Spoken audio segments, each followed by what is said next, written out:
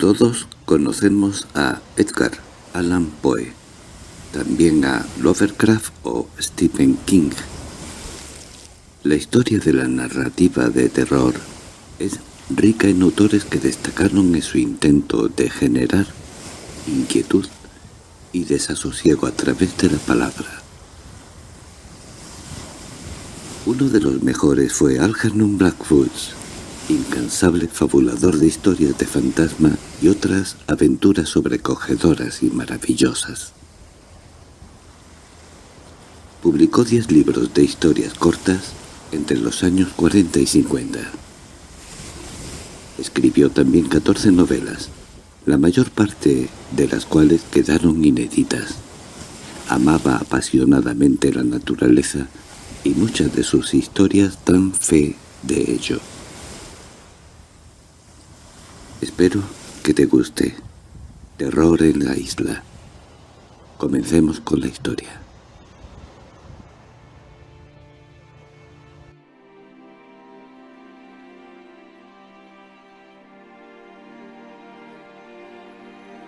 Terror en la isla. Un cuento de Algernon Blackwood. Los siguientes hechos acontecieron en una pequeña y apartada isla situada en medio de uno de esos grandes lagos canadienses, a cuyas gélidas aguas suelen huir los habitantes de Montreal y Toronto para descansar y divertirse durante los meses más cálidos. Es de lamentar que unos acontecimientos tan peculiares y de tanto interés para el investigador genuino de los fenómenos psíquicos no pudieran ser verificados. Desgraciadamente, este es nuestro caso. El grupo de 20 personas al cual pertenecía acababa de regresar a Montreal aquel mismo día, de modo que me había quedado como único propietario de aquel desolado rincón durante 1 o 2 semanas más, tiempo que pensaba dedicar al estudio de ciertas asignaturas de derecho a las que no había hecho caso durante las vacaciones de verano. Fue a finales de septiembre, cuando la gran trucha del norte rebulle en las profundidades del lago y la superficie del agua empieza a rizarse suavemente al compás de los fríos vientos polares que traen las primeras escarchas y hacen que la temperatura del aire baje de forma ostensible. Los arces se habían teñido de rojo y escarlata y las salvajes risotadas de somormujos resonaban en ocultas ensenadas que nunca oían sus gritos extraños durante los meses estivales. Disponía de una isla para mí solo, con una cabaña de 2 pisos, y lo único que podía alterar mi concentración eran las ardillas y las visitas semanales del granjero que me abastecía de huevos y pan, de modo que lo más lógico era que mis estudios avanzaran de la mejor manera posible, pero ¡ay! No siempre es así. El resto de mis compañeros se había marchado por temor a los indios y a las heladas tempranas que podían hacer bajar la temperatura hasta los 40 grados bajo cero. Cuando se fueron, la soledad en la que me vi envuelto llegó a hacerse casi insoportable. No había ninguna otra isla en 10 o 12 kilómetros a la redonda, y aunque los bosques continentales comenzaban a espesarse a unos 3 kilómetros de distancia de donde yo me encontraba, luego se dilataban casi infinitos y completamente desolados, sin rastros de vida humana. Además, aunque la isla estaba desierta y silenciosa, los árboles y peñascos que habían retenido las voces y risas de un gran número de personas durante más de 2 meses parecían querer reproducir ahora aquellos sonidos del pasado. No era extraño que a veces creyera oír un grito o una carcajada al caminar cerca de alguna roca, y en más de una ocasión tuve completamente seguro de que alguien decía mi nombre en voz alta. En la cabaña había 6 pequeños dormitorios separados entre sí por sencillos tabiques de madera de pino sin barnizar. Todas las habitaciones disponían de una cama de madera, con su correspondiente colchón y una única silla, pero solo encontré 2 espejos, y uno de ellos estaba roto. Las tablas del piso crujían a mi paso y los signos de ocupación eran tan resistentes que apenas podía creer hallarme completamente solo y aislado. Casi esperaba tropezarme con algún rezagado que, al no poder seguir aguantando el bullicio, había optado por quedarse en la isla. La puerta de una de las habitaciones solía atascarse y siempre se resistía un poco al abrirse. No hacía falta demasiada imaginación para creer que alguien estaba sujetando el pestillo desde el interior y que al abrirla me encontraría con un par de ojos humanos. Un registro exhaustivo de la cabaña me ayudó a elegir mi dormitorio. Un cuarto muy pequeño, con un diminuto balcón en la buhardilla del tejado. La habitación era minúscula, pero tenía una cama bastante grande y el mejor colchón de toda la casa. Estaba situada justo encima del cuarto de estar, que era donde estudiaba y pasaba la mayor parte del tiempo, y su diminuta ventana se abría al sol naciente. Con la excepción de un estrecho sendero que iba desde la puerta de entrada y la galería a través de los árboles hasta el embarcadero, la isla estaba densamente poblada de arces, abetos y cedros. Los árboles crecían tan frondosos alrededor de la casa que, al más mínimo soplo de aire, sus ramas arañaban el tejado y golpeaban los tablones de madera de las paredes exteriores. Poco después del crepúsculo la oscuridad era impenetrable, y a 10 metros del resplandor de las lámparas que se filtraba por las lámparas del cuarto de estar, 4 en total, no se podía ver más allá de las propias narices, ni avanzar un paso sin darse de cabeza contra algún árbol. Pasé el resto de aquel primer día trasladando mis pertenencias de la tienda de campaña al cuarto de estar, haciendo inventario de los víveres que había en la despensa y cortando la leña suficiente para el consumo semanal de la estufa.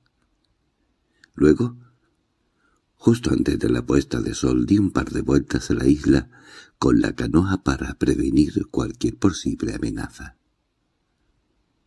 Nunca se me había ocurrido hacer esto antes, pero cuando alguien se encuentra en la más absoluta soledad suele tomar mayores precauciones que si está rodeado por un montón de personas amigas. Cuán desolada parecía la isla cuando volví a tomar tierra. El sol se había ocultado por completo y el crepúsculo no existe en estas regiones norteñas. La oscuridad cae de golpe. Arrastré la canoa al interior de la costa y tras darle la vuelta me abrí paso a tientas por el sendero hasta llegar a la galería. Pronto, las 6 lámparas del cuarto de estar ardían alegremente, pero en la cocina donde cené, las sombras eran tan lúgubres y la luz de la lámpara tan inadecuada que podían verse las estrellas a través de las rendijas del techo. Aquella noche me acosté temprano. Aunque todo estaba en calma y no soplaba ni una brizna de aire, el crujido de la cama y el murmullo cadencioso del agua al chocar contra las rocas no eran los únicos sonidos que llegaban hasta mis oídos. La abrumadora soledad de la casa desierta se apoderó de mis pensamientos mientras yacía tumbado en la cama. Los pasillos y las vacías habitaciones parecían reproducir los ecos de innumerables pisadas, roces, siseos y murmullos apagados.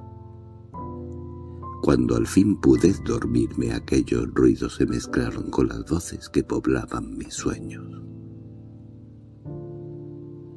Pasó una semana, y mis estudios avanzaron de forma adecuada.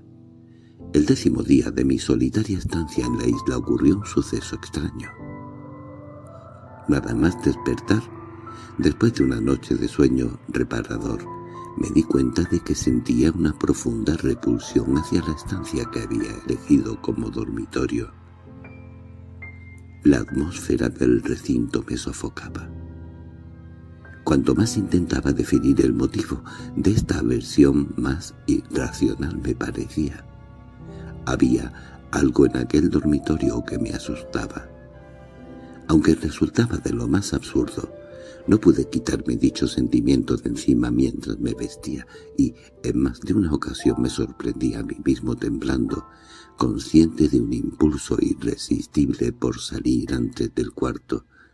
Al final, aquella sensación se hizo muy real, a pesar de todos mis esfuerzos por restarle importancia, y cuando ya estuve vestido y accedí al pasillo, bajé a toda prisa las escaleras hasta llegar a la cocina con una profunda sensación de alivio, tal y como la que sentimos cuando nos alejamos de una persona infectada por una terrible enfermedad contagiosa.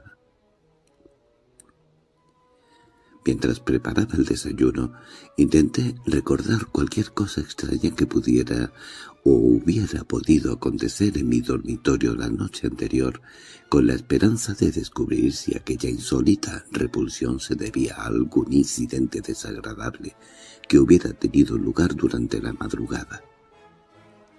Pero lo único que recordaba era que desperté de repente en medio de una tormenta espantosa y que oí unos crujidos en el entarimado del pasillo, como si hubiera gente dentro de la cabaña. Estaba tan seguro de ello que decidí bajar las escaleras con el rifle cargado, pero al llegar a la primera planta comprobé que todas las ventanas y puertas estaban bien cerradas, y que los únicos dueños del piso eran los ratones y los escarabajos. Por supuesto, aquello no bastó para acallar la solidez de mis sentimientos. Pasé la mañana estudiando y luego al mediodía hice un descanso para nadar y tomar el almuerzo. Me sentí muy sorprendido, por no decir algo alarmado, al descubrir que mi repugnancia por la habitación había aumentado considerablemente. Cuando fui a abrirla a coger un libro experimenté una aversión casi insoportable por el recinto, y durante todo el tiempo que estuve dentro fui muy consciente de una extraña sensación en la que se mezclaban la inquietud y el miedo. A resultas de todo ello fui incapaz de concentrarme en los estudios y pasé la tarde en el lago, remando y pescando. Cuando volví a la cabaña, poco antes de la puesta del sol, llevaba conmigo media docena de deliciosas percas para la cena y la despensa. Como en aquellos momentos para mí era esencial dormir bien por las noches, decidí que, si mi repugnancia por la habitación no cesaba, trasladaría la cama al cuarto de estar y dormiría allí el resto de mi estancia en la isla. Resolví que aquello no significaba dar demasiada importancia a un miedo absurdo o caprichoso, sino la manera más simple de asegurarme una noche de merecido descanso. Pero, desgraciadamente, pasé una noche tan espantosa que al día siguiente fui incapaz de leer ni una página. Bajé la cama con gran esfuerzo por las escaleras y la coloqué en una esquina del cuarto de estar, justo enfrente de la puerta. Me sentí realmente satisfecho y feliz cuando abandoné el dormitorio y cerré la puerta a las sombras, el silencio y el extraño miedo que anidaba en su interior. Las roncas campanadas del reloj de la cocina sonaron 8 veces al tiempo que terminaba de fregar los pocos cacharros que había usado en la cena. Cerré la puerta de la cocina y fui al cuarto de estar. Todas las lámparas estaban encendidas y sus reflectores, que había limpiado a conciencia durante el día, daban un brillo cálido a la habitación. Era una noche cálida y sosegada. No corría ni un soplo de aire. Las aguas del lago estaban en calma. Los árboles no se movían y unos nubarrones pesados colgaban del cielo, como un cortinaje opresivo y aciago. La oscuridad parecía haberse adueñado de todo con increíble rapidez y no se veía ni la más mínima franja de luz que pudiera delatar por dónde se había ocultado el sol. La atmósfera estaba cargada de ese silencio ominoso y agobiante que suele preceder las tempestades más violentas.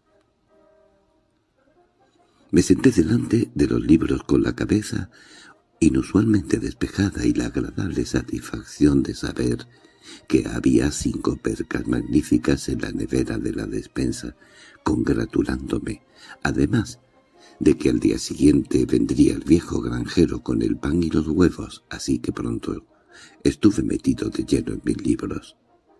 La noche fue envejeciendo ahogada en un silencio cada vez más profundo. Incluso las ardillas permanecían en calma y las tablas del piso y las paredes dejaron de rechinar. Estuve estudiando sin distraerme hasta que, desde las melancólicas sombras de la cocina, me llegaron las roncas campanadas del reloj dando las 9. Cuán ruidosos sonaban aquellos tañidos. Parecían los sordos porrazos de un enorme martillo. Cerré el libro que había estado leyendo y abrí otro nuevo, sintiendo que estaba empezando a entrar en materia. Sin embargo, no pude mantener la concentración durante mucho más tiempo. Pronto me sorprendí leyendo los mismos párrafos una y otra vez. Párrafos sencillos que no requerían mayores esfuerzos. Luego me di cuenta de que mi cabeza se iba de vez en cuando por otros derroteros y cuanto más me distraía más me costaba volver a recuperar la concentración. Cada vez tenía más dificultades para centrarme en el texto. Poco después descubrí que me había saltado 2 páginas y que no me había percatado de ello hasta que acabé de leer el último párrafo. Todo aquello estaba empezando a preocuparme. ¿Qué asunto? ¿Qué extraña influencia turbaba mi subconsciente? No podía ser simple cansancio físico. Al contrario, notaba el cerebro insólitamente despejado y alerta, mucho más receptivo de lo habitual. Intenté recuperar la concentración con todas mis fuerzas y por un breve espacio de tiempo pude conseguirlo, pero al cabo de un rato volví a sorprenderme repatingado en la silla con la mirada perdida en el espacio. Estaba claro que algo se trajinaba dentro de mi subconsciente. Sin duda se me había olvidado alguna cosa que tenía que haber hecho antes. A lo mejor no había trancado la puerta o las ventanas de la cocina. Me levanté para asegurarme. Todo estaba en orden. Quizá la hoguera necesitaba atención. Me acerqué a la estufa y comprobé que no había ningún problema con ella. Examiné las lámparas, subí las escaleras y revisé los dormitorios, di una vuelta completa a la casa. Incluso inspeccioné el pequeño recinto de la nevera. No descubrí nada extraño. Todo estaba en su sitio y, sin embargo, algo iba mal. Dicha convicción no dejó de crecer en mi interior. En realidad cada vez era más poderosa. Cuando al fin volví a sentarme delante de mis libros, dispuesto a concentrarme en ellos con todas mis fuerzas, me dio la sensación de que el cuarto se había enfriado. Sin embargo, la mañana había sido excepcionalmente cálida y tampoco había refrescado mucho durante la tarde. Las 6 grandes lámparas producían el calor suficiente para caldear agradablemente la estancia, pero no podía dejar de sentir una extraña frialdad que, quizá procedente del lago, parecía haberse adueñado de toda la habitación, obligándome a levantarme para cerrar el cristal de la puerta de la galería. Durante un breve intervalo de tiempo me quedé inmóvil, observando la mancha de luz que brotaba de las ventanas e iluminaban el camino y una parte de la superficie del lago. De pronto, mientras miraba, distinguí los reflejos de una canoa que atravesaba la mancha de luz, perdiéndose rápidamente en medio de la oscuridad reinante. La embarcación debía encontrarse a unos 30 metros de la orilla y se deslizaba por el agua a gran velocidad. Me sorprendió que una canoa atravesara el lago a esas horas de la noche, ya que todos los veraneantes que pasaban las vacaciones en la orilla opuesta se habían marchado unas semanas antes, y la isla se encontraba lejos de cualquier ruta fluvial. A partir de entonces no fui capaz de concentrarme en mi tarea. La imagen de aquella canoa atravesando oscura y veloz el reflejo luminoso que besaba las negras aguas quedó grabada en mi cerebro con insólita nitidez. No dejaba de interponerse entre mis ojos y la página impresa. Cuanto más pensaba en ella, más sorprendente me parecía. La canoa era más grande que las que yo había visto durante los meses de verano, y en cierta manera resultaba muy similar a las viejas canoas de guerra indias, de proa y popa levantadas y manga más ancha de lo habitual. Intenté concentrarme en la lectura, pero fue del todo imposible. Al final cerré los libros, salí a la galería y empecé a caminar de un lado a otro, intentando sacudirme el frío de los huesos. Era una noche increíblemente sosegada y tan oscura como uno pueda imaginarse. Enfilé la senda y fui a tientas hasta el pequeño embarcadero. El agua murmuraba suavemente bajo de los tablones y entre los puntales que se hundían en el lago. Oí el chasquido de un gran árbol que se desplomaba en la ignota inmensidad del bosque continental, levantando sordos ecos en la atmósfera cargada, como si fueran los primeros cañonazos de una distante batalla nocturna. Ningún otro sonido turbó la calma aplastante que reinaba en el aire. Me quedé un rato en el embarcadero, en medio del largo sendero de luz que se proyectaba desde las ventanas del cuarto de estar, y entonces, mientras miraba hacia el lago, vi pasar otra canoa que atravesó el incierto reflejo de las lámparas y desapareció rápidamente en la impenetrable oscuridad que había más allá. En esta ocasión pude verla mucho mejor. Era idéntica a la primera canoa, una larga embarcación tallada en corteza de abedul, de extremos encorpetados y manga más ancha de lo habitual. La manejaban 2 indios, uno de los cuales, el que iba a popa, parecía un sujeto enorme. Podía verlos con gran claridad. Esta segunda canoa estaba mucho más cerca de la isla que la primera y pensé que ambas se dirigían a la reserva gubernamental que estaba situada a unos 25 kilómetros de donde yo me encontraba. Me estaba preguntando por qué aquellos indios visitaban el lago a semejantes horas de la noche cuando una tercera canoa, similar a las otras y también gobernada por 2 individuos, pasó silenciosa cerca del final del embarcadero. En esta ocasión la canoa se hallaba mucho más cerca, y de pronto se me vino a la cabeza que las 3 embarcaciones eran en realidad una sola, que estaba dando vueltas y más vueltas alrededor de la isla. Por supuesto aquel no era un pensamiento demasiado agradable, ya que si en verdad fuera la solución correcta al misterio de las 3 embarcaciones que habían aparecido en esta parte tan solitaria del lago y a una hora tan avanzada, eso quería decir que el propósito de los 2 indios que viajaban en la canoa tenía que estar relacionado de alguna manera con mi propia persona. Nunca había oído que los indios violentasen a los colonos que convivían con ellos en esa región agreste y deshabitada. Sin embargo, tampoco podía estar seguro del todo. Intenté apartar de la cabeza aquellos pensamientos tan lúgubres y de inmediato me puse a buscar alguna explicación lógica que pudiera aclarar el suceso. Pero lo cierto es que no lo conseguí.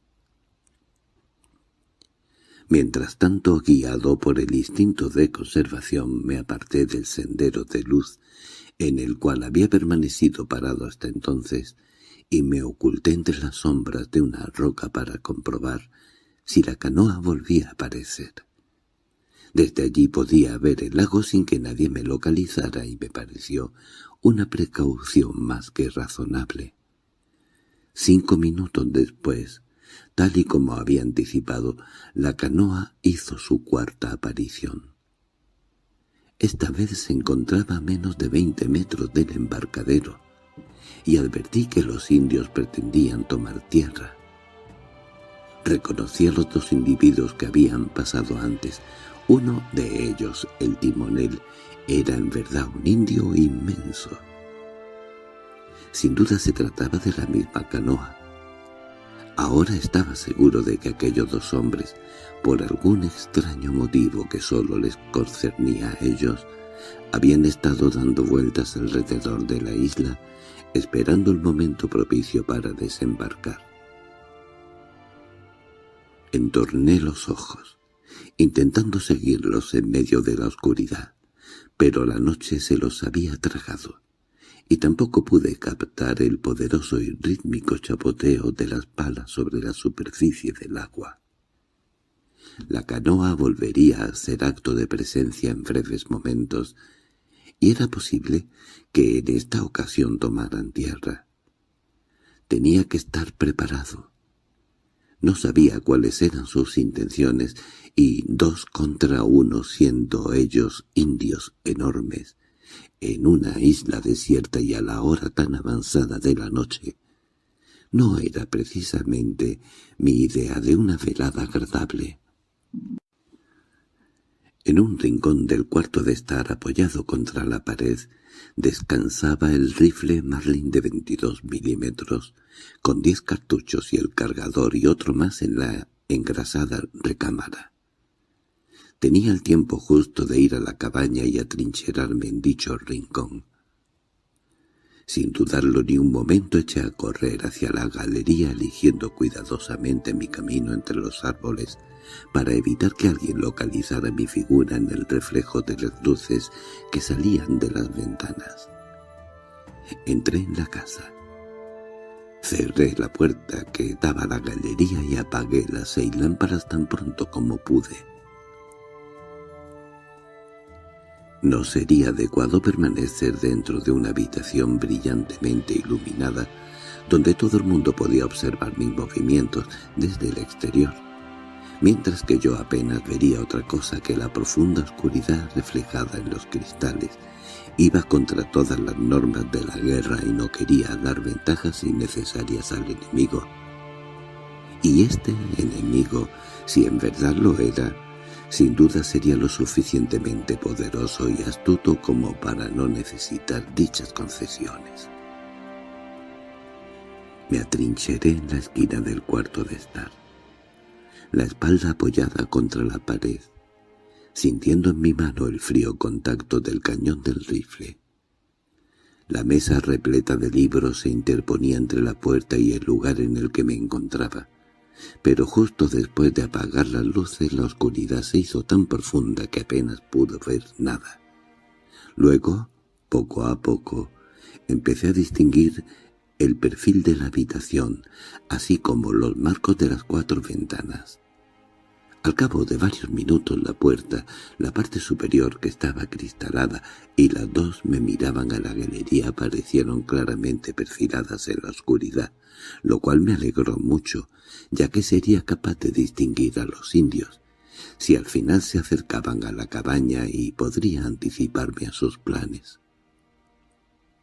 No estaba equivocado, pues en esos momentos distinguí el roce de una canoa al tomar tierra y ser arrastrada cuidadosamente al interior de la playa por entre las rocas. Oí cómo depositaban las palas en el fondo del casco y el silencio que se produjo a continuación me hizo saber que los indios se estaban aproximando a la casa con mucha cautela. Sería absurdo afirmar que no me sentía alarmado, incluso aterrorizado ante la gravedad de los acontecimientos y de sus posibles consecuencias, pero también tengo que decir que en ningún momento experimenté un miedo abusivo por mi seguridad personal. En cierta manera me sentía el protagonista de una aventura psíquica en la que mis sensaciones no parecían del todo normales.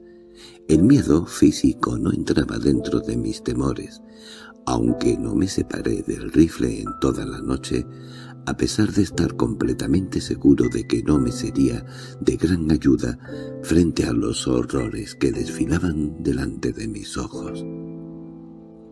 Más de una vez sentí profundamente conmovido que no era parte activa de los hechos que se desarrollaban a mi alrededor, que en realidad no estaba envuelto en ellos, sino que era una especie de simple espectador, un espectador, por otra parte, ligado más al plano psíquico que al material. Muchas de mis sensaciones de aquella noche fueron demasiado vagas como para soportar un análisis pormenorizado.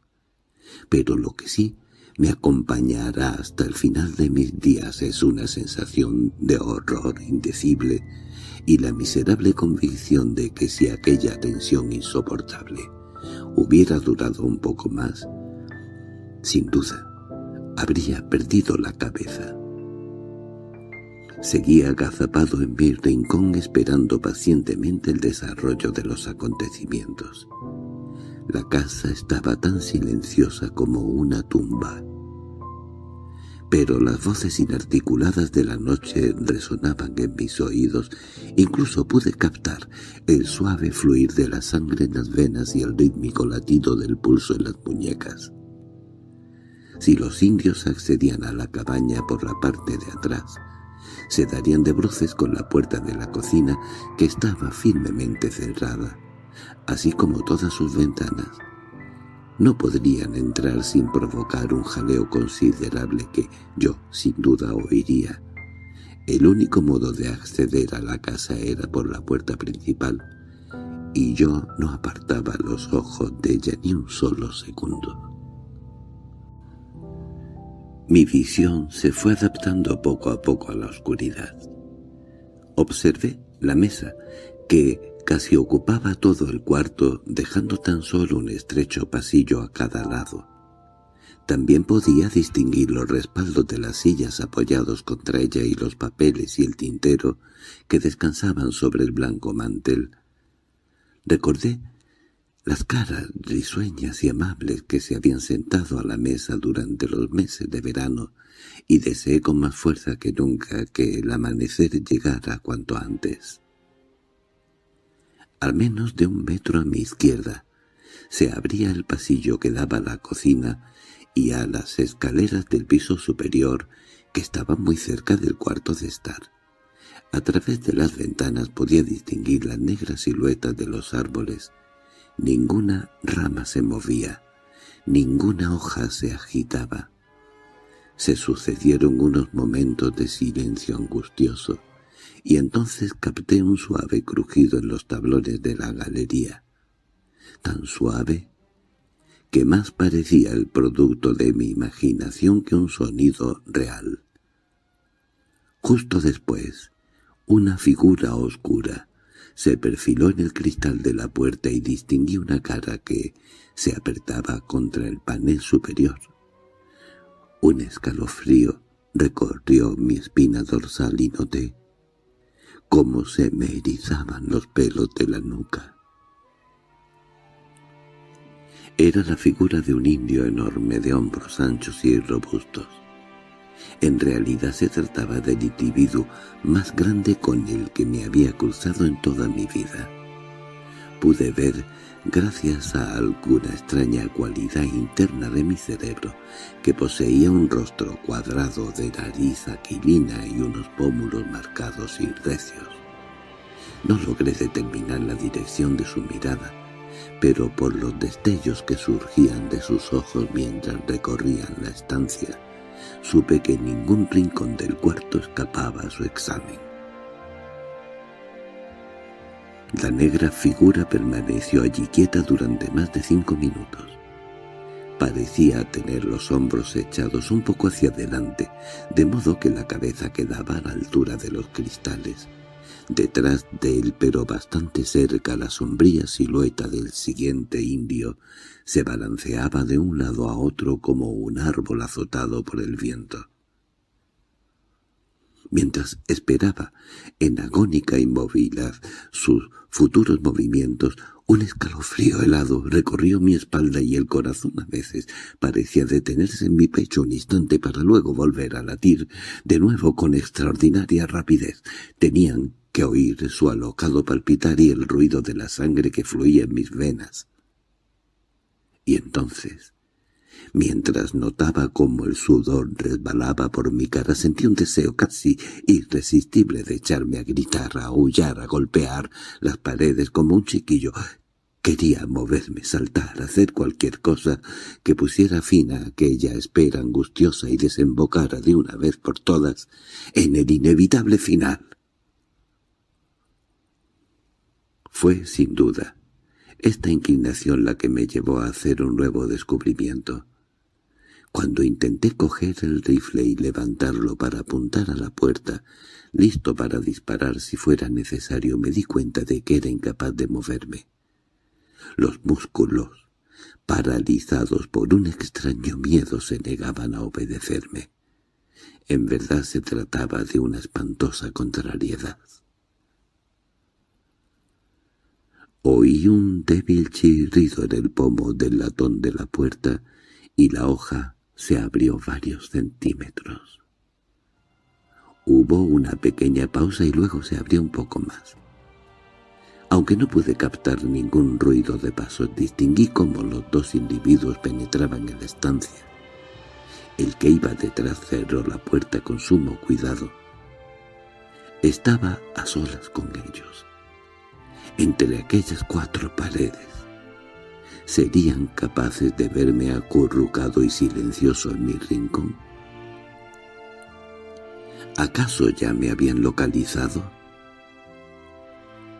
La sangre latía en mis venas como los tambores de una orquesta infernal, y aunque hice todo lo posible por contener la respiración, ésta parecía resonar como las ráfagas de viento al pasar por un tubo metálico. Pronto adiviné cuáles serían sus próximos movimientos, y esto hizo que mis miedos se dispararan. Los hombres no habían intercambiado ninguna señal o palabra entre ellos, pero todo parecía indicar que se disponían a rodear la mesa. Si lo hacían por mi lado pasarían a menos de 20 centímetros de mi posición. Mientras consideraba esta desagradable posibilidad me di cuenta de que el indio más pequeño en comparación con su compañero, alzaba la mano y señalaba la puerta del pasillo que daba a la escalera y los dormitorios del piso superior. El otro sujeto irguió la cabeza y siguió la dirección que le indicaba su compinche. Por fin empecé a entender lo que estaba sucediendo. Iban a subir al dormitorio que estaba justo encima, el que había estado usando hasta esa misma noche. Era la habitación en la que me había despertado por la mañana con una extraña sensación de miedo y, sin duda, de no ser por ello, ahora mismo estaría durmiendo en la estrecha cama que antes reposaba al pie de la ventana. Los indios empezaron a atravesar en silencio la habitación de camino a las escaleras y supe que iban a pasar por mi lado. Sus movimientos eran tan gráciles y sigilosos que de no ser por el estado sobreexcitado de mis nervios apenas habría sido capaz de notarlos. pero gracias a ello pude advertir sus andares felinos. Rodearon la mesa como dos monstruosos gatos negros, dirigiéndose al rincón donde estaba agazapado, y por primera vez observé que el más bajo arrastraba un bulto a su espalda. Pude verlo mientras tiraba de él arrastrándolo por el suelo y produciendo un sonido suave y quejumbroso. Me dio la impresión de que se trataba de una criatura muerta que tenía las alas extendidas o de una rama de cedro enorme. Fuera lo que fuese, no pude distinguir su silueta con claridad, y además estaba tan asustado que los músculos no me respondían y fui incapaz de girar la cabeza para examinar el objeto con mayor atención. Cada vez estaban más cerca. El cabecilla se agarraba a la mesa con una mano gigantesca mientras avanzaba. Yo tenía los labios como pegados y era incapaz de abrir la boca. El aire ardía al entrar en mis fosas nasales. Intenté cerrar los ojos, pues no quería verlos cuando pasaran a mi lado, pero mis párpados parecían de piedra y se negaron a obedecerme. ¿Es que no iban a llegar nunca? Tampoco sentía las piernas. Era como si estuviera sostenido por meros puntales de piedra o madera, y aún peor, cada vez era más consciente de que estaba perdiendo el juicio, la voluntad para mantenerme firme y entero. Incluso me sentía incapaz de apoyar la espalda contra la pared. Una fuerza invisible tiraba de mí, empujándome hacia adelante, y sentir un terror ciego a perder la cabeza y abalanzarme sobre los indios justo en el momento en el que pasaran delante de mí. Los segundos se convirtieron en horas y de pronto, casi sin darme cuenta, descubrí que los indios habían rebasado mi posición y que ya estaban subiendo los primeros escalones que conducían a los dormitorios del piso superior. Habían pasado a menos de 20 centímetros de mí, dejando en su estela una extraña corriente de aire helado. No me habían tocado y estaba seguro de que tampoco me habían visto. Incluso el objeto que arrastraban tras ellos y que yo temía rozar a mis pies pasó de largo sin que yo lo notara, circunstancia de la cual por otra parte me sentí en verdad agradecido. Cuando los indios se alejaron de mi posición conseguí tranquilizarme un poco. Permanecí allí quieto, en mi esquina, sudoroso y estremecido, y aunque podía respirar con mayor desenvoltura, seguía dominado por una angustia terrible. También me percaté de una especie de luminosidad que, a pesar de no proceder de ninguna fuente que yo pudiera localizar, había posibilitado el seguimiento de todos los gestos y movimientos de los intrusos desde que entraron en la habitación hasta que se fueron escaleras arriba. Pero el recinto estaba ahora envuelto en una oscuridad sobrenatural, una oscuridad que se agazapaba en las esquinas y que apenas me permitía distinguir la posición de las ventanas y la cristalera de la puerta. Como he dicho antes, mi estado psíquico no era en absoluto normal. La capacidad de sorprenderme por ciertos acontecimientos, aunque fueran increíbles o dantescos, parecía como en los sueños fuera de mi alcance. Mis sentidos registraban con inusitada precisión los hechos más nimios, aunque me sentía incapaz de profundizar en su significado. Los indios llegaron enseguida al final de la escalera y se quedaron allí parados durante un rato. No tenía ni idea de cuáles serían sus próximos movimientos. Parecían dudar. Estaban quietos como escuchando. Entonces oí a uno de ellos que por el sonido de sus pisadas debía de ser el gigante, cruzar el estrecho pasillo y entrar en la habitación que se encontraba justo encima de mi cabeza y que era la que yo había ocupado hasta entonces.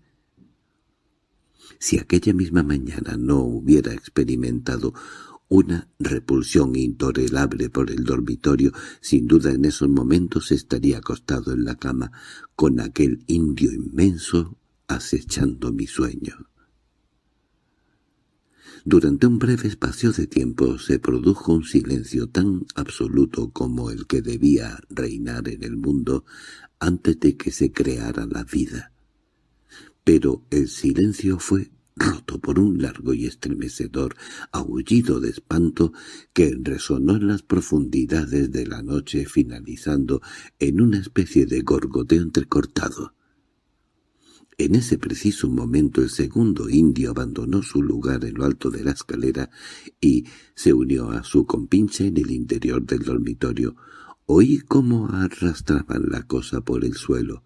Luego capté un golpe seco, como si algo de gran tamaño acabara de caer de la cama. Acto seguido el silencio más absoluto volvió a apoderarse de la cabaña. Justo en ese instante, la atmósfera tormentosa que durante todo el día se había estado cargando de electricidad se vio traspasada por un relámpago espeluznante y casi al mismo tiempo la tierra se estremeció por el estallido de un trueno ensordecedor. Durante 5 segundos pude distinguir con suma claridad todos los objetos del cuarto de estar, así como los recios troncos de los árboles que crecían al otro lado de las ventanas. El trueno resonó imponente sobre el lago, levantando ecos en las islas más lejanas. Los cielos se abrieron y la lluvia, cual torrencial cascada, se precipitó sobre el mundo. Las gotas chocaban violentamente contra la superficie del agua que parecía erizarse para ir a su encuentro, y azotaban las ramas de los arces y el tejado de la cabaña con tal fuerza que producían un sonido similar al de una descarga de fusilería. Poco después estalló otro relámpago, aún más resplandeciente y duradero que el anterior, que iluminó la bóveda celeste de un extremo a otro y tiñó la habitación de una blancura deslumbrante. Pude ver el reflejo del agua de lluvia brillando en las hojas y ramas que asomaban al otro lado de los cristales. De pronto se levantó un viento huracanado y en menos de un minuto la tormenta, que se había estado gestando durante el día, desplegó toda su furia. Sin embargo, a pesar del estrépito de los elementos desatados, seguía siendo capaz de oír los sonidos más débiles que se producían en el cuarto de arriba. Después de los pocos segundos de intenso silencio que siguieron al grito de espanto y dolor, percibí, un tanto asustado, que los indios volvían a moverse. Habían dejado el dormitorio y se dirigían a la escalera. Al cabo de un rato empezaron a bajar. Sin duda, seguían tirando de aquella cosa misteriosa, ya que podía oír un tremendo golpe seco cada vez que bajaban un peldaño, pero ahora el objeto parecía mucho más pesado y voluminoso. Esperé su aparición en un estado de inaudita tranquilidad, casi de apatía. La madre naturaleza en su sabiduría sin duda procura aplicar ciertas dosis de anestesia en todo aquel que haya traspasado los límites de la cordura, manteniéndolo en un piadoso estado de dejadez e indolencia. Siguieron bajando, escalón tras escalón, y el golpeteo del bulto que arrastraban consigo cada vez sonaba más fuerte. Cuando se hallaban a medio camino del cuarto de estar, me embargó una terrible sensación de espanto, pues de pronto me vino a la cabeza una nueva y terrible posibilidad. Si estallaba un relámpago justo en el momento en que los indios pasaban a mi lado, podría verlos con todo detalle y, lo que es peor, ellos me verían a mí. Lo único que podía hacer era contener la respiración y esperar. Esperar mientras los minutos se convertían en horas y la comitiva avanzaba con desesperante lentitud hacia el rincón en el que me hallaba escondido. Al fin llegaron al pie de la escalera. La gigantesca silueta del indio más alto se recortó en el umbral del pasillo y oí un golpe sordo cuando el bulto que arrastraba cayó del último peldaño. El que iba delante se dio la vuelta para ayudar a su compinche. Acto seguido la comitiva reemprendió la marcha.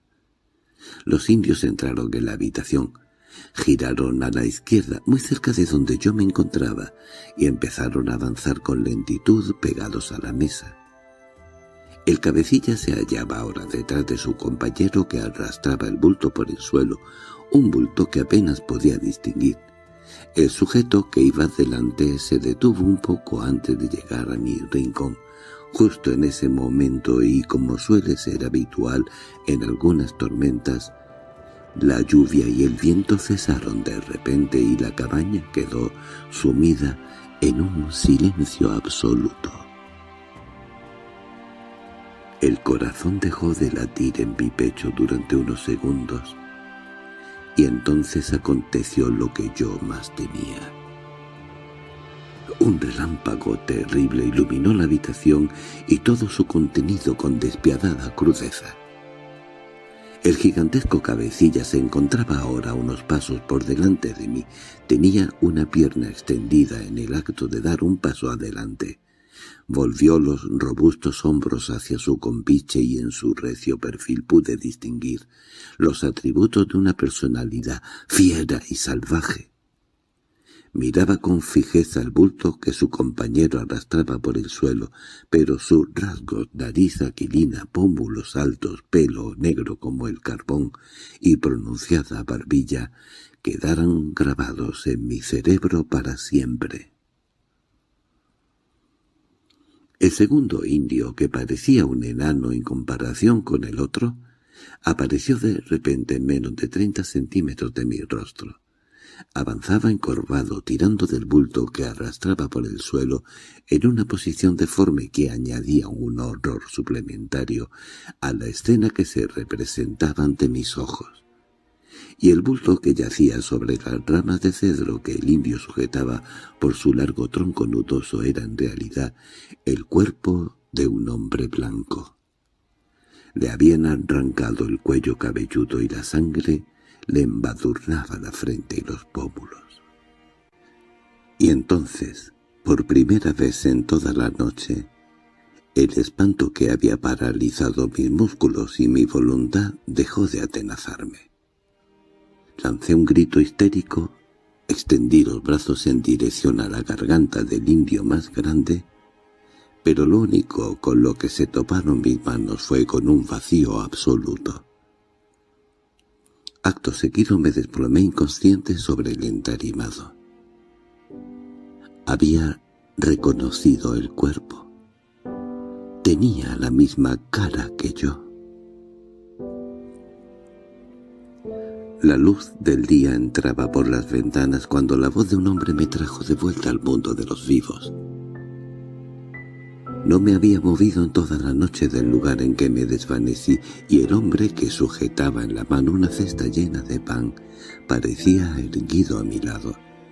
Aún sentía el corazón oprimido por los horrores de la madrugada anterior, y después de que el granjero me ayudase a levantarme y a recoger el rifle que se me había caído, todas las explicaciones que salían por mi boca en respuesta a sus muchas preguntas me parecieron incoherentes y absurdas.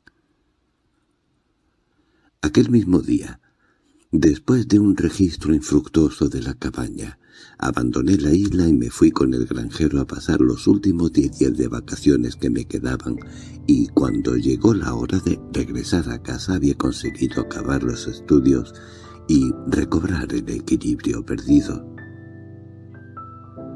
Un día de mi marcha el granjero se levantó muy temprano para llevar mis pertenencias a su canoa y remar casi 20 kilómetros hasta una pequeña ensenada de la que 2 veces por semana atraca un diminuto barco a vapor que sirve de enlace entre los cazadores de la zona. Al atardecer viré el rumbo de mi propia canoa, pues deseaba volver a contemplar la isla en la que había sido protagonista de tan extraña experiencia. En cuanto llegué, recorrí la isla de un extremo a otro. También fui a la cabaña y entré en el pequeño dormitorio del piso de arriba con una extraña sensación de curiosidad. Todo parecía normal. Nada más reembarcar divisé el destello de una canoa que se deslizaba por el agua, doblando un recodo de la isla. No era muy habitual ver una canoa surcando el lago durante esa época del año, y además ésta parecía haber surgido de la nada. Cambié de rumbo y me quedé observando cómo desaparecía detrás de unos peñascos que sobresalían en la orilla. Era una canoa grande y había 2 indios en ella. Cada vez más excitado permanecía al acecho esperando que volviera a aparecer por el extremo opuesto a la isla. Y en menos de 5 minutos volví a verla.